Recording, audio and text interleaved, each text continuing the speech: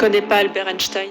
Physicien de génie du XXe siècle, il est notamment célèbre pour avoir inventé la théorie de la relativité restreinte, puis la théorie de la relativité générale et son non moins célèbre E égale mc2. Alors qu'Einstein s'est éteint en 1955 à Princeton, une question subsiste. Pourquoi était-il aussi intelligent?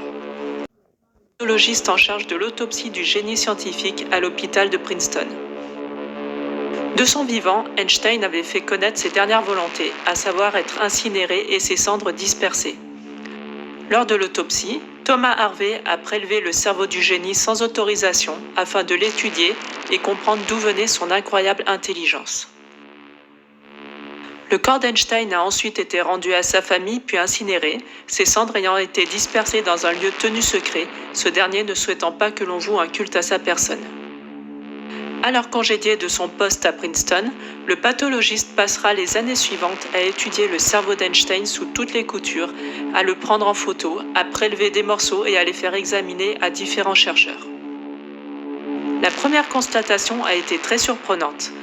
Son cerveau pesait seulement 1230 grammes contre 1350 grammes en moyenne pour un cerveau normal. Le cerveau d'Einstein est-il réellement différent du commun des mortels ?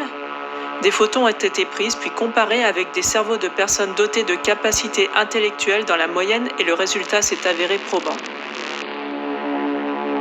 En réalité, le cerveau d'Einstein dispose d'un cortex préfrontal particulièrement développé, ainsi qu'un cortex somatosensoriel et un cortex moteur anormalement développé. Son cerveau dispose également de lobes pariétaux dont les sillons diffèrent de la normale, ainsi qu'une densité de neurones incroyablement élevée.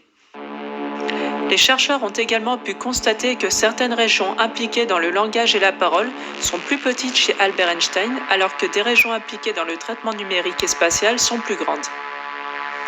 En d'autres termes, le cerveau d'Einstein diffère du cerveau d'une personne lambda, ce qui expliquerait son incroyable intelligence et son QI atteignant 162.